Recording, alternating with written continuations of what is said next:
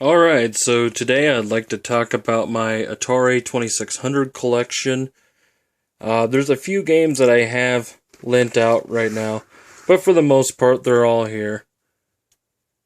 I've been collecting them for some time now, but I mainly got gun-ho into it like a couple years ago, and it's just something about the way they all look stacked up on each other and everything.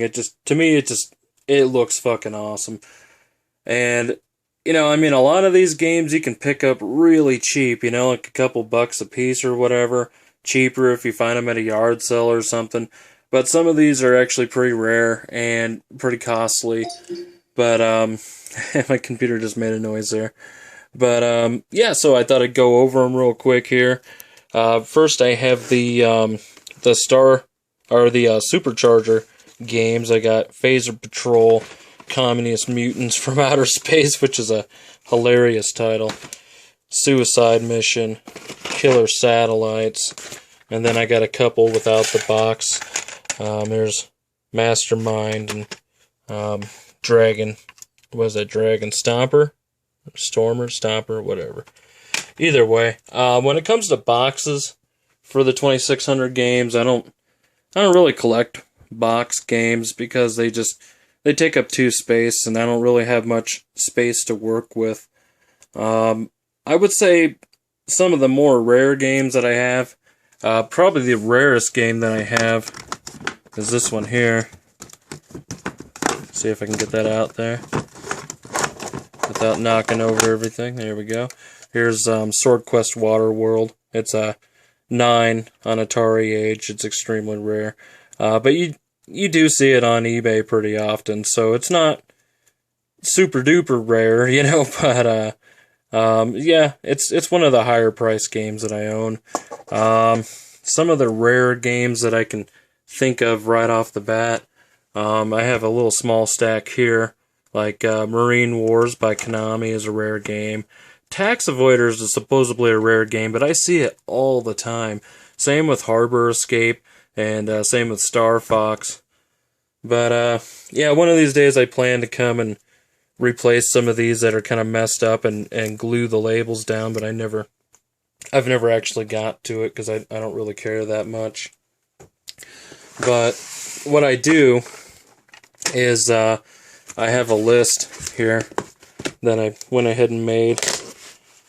And what I do is every time I get a game, I highlight it so I know that I have it. You can see that there's certain games that aren't incredibly rare that I don't have yet, like Crazy Climber and Crossbow. I think Crossbow's maybe like a $10 game or so. I just haven't found it in the wild, and I'm not too much of an eBay buyer.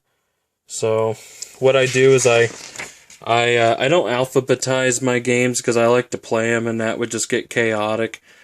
But I do put them by companies. So you have all of the Atari made games here, and I like to keep the colored labels here, and then the text labels here, and then the red labels here, and then the other labels here, and then down here are my Telly games. And here, this whole row right here is Activision, and then Activision to here. And you got a couple other, like Frodo, was that Frodo or something? I forget. But you got other companies here. There's some Sega. I do have a lot of completes as far as companies go. Like here's the entire US Games collection down to there. There's the entire 20th Century Fox collection. And I think this is complete too. These are 20th Century Fox games as well. But yeah, here's the whole thing. And I'm still working on, I'm mainly still working on iMagic. I do have a few variations of Atlantis here, but I unfortunately don't have Atlantis 2. That would be awesome, but I don't. I have the text label, the night scene, and the day scene. I typically don't collect label variations because I don't really care about that. But if I get them in a lot or something, then and they're in good shape, I'll throw them in the collection because why not, But yeah, so here's my checklist. As you can see, a lot of them are highlighted. I only need like a couple more. A few more here for Parker Brothers. Some more here for Coleco. There's 20th Century Fox. You can see they're all highlighted because I have them all. I have all the data ages. I have all the M networks, which I keep over here next to my Intellivision games. But there's the complete M network collection. I'd like to get the different label for my Armor Ambush up here so they all match. And, one day I might collect all the white labels as well. Who knows, I mean, something else to collect, right? But, yeah, there it is.